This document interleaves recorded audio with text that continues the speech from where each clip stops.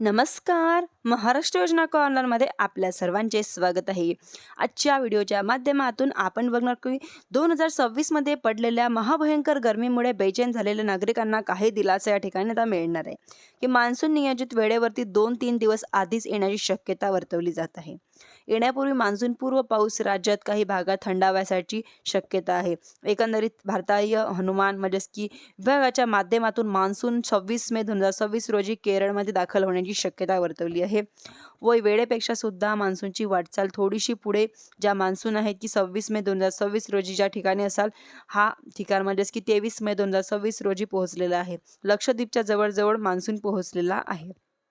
1 ते 2 दिवसांमध्ये म्हणजेच की 26 तारखेच्या पूर्वी मान्सून हा केरळमध्ये दाखल होणार आहे आणि अरबी समुद्राची काही विपरीत परिस्थिती निर्माण झालेली आहे की ज्यांच्यामुळे मान्सूनच्या पुढील वाटचाल एक वेग व घटू शकतो. ज्यांच्यामध्ये ब्रेक येऊ शकतो, ज्यामुळे मान्सूनला पोहोचण्यामध्ये आणखीन पुढे काही विलंब येऊ शकतो. अशा प्रकारच्या शक्यता सध्या वर्तवण्यात येत आहे. एकंदरीत 26 मे 2026 रोजी मान्सून केरळमध्ये दाखल होण्याची शक्यता आहे व गेल्या 2-3 दिवसांमध्ये केरळची मान्सून पूर्वतयारी बरसात आहे. पाऊस सुरू झाल्यामुळे एकंदरीत 5 दिवस पावसानं हजेरी लावल्यानंतर केरळमध्ये मान्सून पोहोचलेला अशा प्रकारे कन्फर्म केलं जात आहे.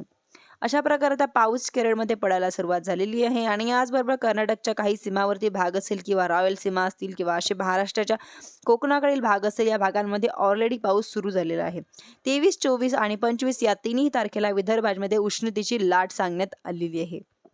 अकोला, अमरावती आणि जिल्ह्यांना मोठ्या प्रमाणात इशारा देण्यात आलेला आहे की यांच्यानंतर आता सर्वच भागांमध्ये म्हणजेच की 26 महाराष्ट्रामध्ये वातावरण ढगाळ असं व्हायला सुरुवात होणार आहे.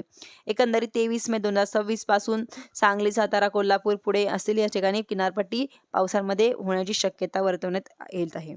आणि या पावसामध्ये येत्या 1 दिवसांमध्ये वाढ होण्याची शक्यता वर्तवण्यात येत आहे. 25 मे 2026 नंतर महाराष्ट्राच्या उर्वरित भागांमध्ये वातावरण ढगाळ होण्याची शक्यता वर्तवण्यात येत आहे. ती 26 तारखेनंतर विदर्भामध्ये उष्णतेची लाट आहे ती पूर्णपणे कमी होऊन भागांमध्ये वातावरण थंड व्हायला सुरुवात होणार आहे. आणि आता जर 8 ते 10 जून पर्यंत महाराष्ट्रामध्ये पूर्णपणे मान्सून व्यापले अशा प्रकारची शक्यता वर्तवण्यात येत आहे. आता तुर्तास 3 दिवसाचा जो काही अंदाज दिलेला आहे या भागांमध्ये सांगली, सातारा, कोल्हापूर, पुणे या भागांमध्ये आता चांगल्या प्रकारची पावसाच्या शक्यता वर्तवण्यात आलेल्या आहेत. अशाच नवीन नवीन अपडेटसाठी तुम्ही माझ्या चॅनलला सबस्क्राईब करायला विसरू नका.